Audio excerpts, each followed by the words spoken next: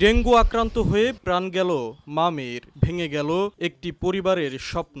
মাত্র ৫ মাস বয়সেই মাহারা হলো এক শিশু। স্ত্রী ও ২ মেয়েকে নিয়ে মিরপুর ১-এ টোলারবাগ স্টাফ কোয়ার্টারে থাকতেন স্বরাষ্ট্র মন্ত্রণালয়ের ব্যক্তিগত কর্মকর্তা সমীর মণ্ডল। গত ১৩ সেপ্টেম্বর রাতে হঠাৎ জ্বর আসে তার স্ত্রী জয়ন্তী বিশ্বাসের। পরদিন ১৪ সেপ্টেম্বর ডেল্টা মেডিকেল কলেজ হাসপাতালে পরীক্ষা করানো হলে ডেঙ্গু ধরা পড়ে জয়ন্তীর। চিকিৎসকের পরামর্শে তাকে বাসায় রেখেই চিকিৎসা দেওয়া হচ্ছিল।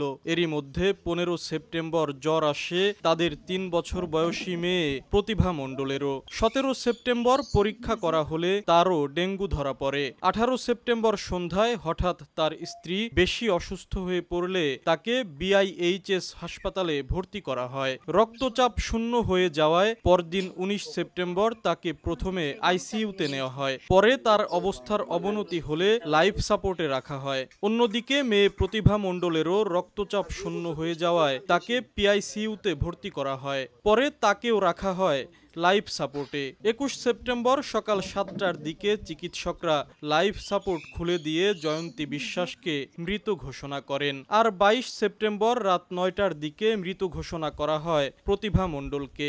মা হারা হয় ৫ মাস বয়সী মেয়ে জাহ্নবী মণ্ডল। মা মেয়ে দুইজন এইভাবে ডেঙ্গু জ্বরে মারা যাবে স্বপ্নেও চিন্তা করতে পারিনি। দুইজনই ডেঙ্গু জ্বরে চলে গেল। এর মতো মর্মাহত কাহিনী আর থাকতেই পারে জীবনে কিছু? এখন আমার ভাগ্নিটাই তো অসুস্থ হয়ে পড়ে গেছে। এখন সে কি নিয়ে সংসার করবে? তার কে সান্ত্বনা দেবে? শুক্রবারে আমার ওয়াইফ যখন লাইফ সাপোর্টে আইসিইউতে, তখন আমি আমার মেয়েকেও ডাক্তার দেখাই। মেয়ে তখন অসুস্থ, সে হেঁটে হসপিটালে গেছে। তো মেয়ের ডাক্তার বললো যে যেহেতু ওর মার এই জটিল একটা ভেরিয়েন্ট ধরা পড়ছে, ওকে হসপিটালাইজ করেন, আমরা একটু ওকে অবজারভেশন করে ট্রিটমেন্ট দিই। তখন আমি বললাম আচ্ছা ঠিক আছে, আপনি ভর্তি করে দেন। আমি ভর্তি করে দিলাম। ভর্তি করে যখন ওকে কেবিনে নিয়ে গেছে, কেবিন নিয়ে যেয়ে ওর বিপি চেক করে দেখে ওরও বিপি নেই।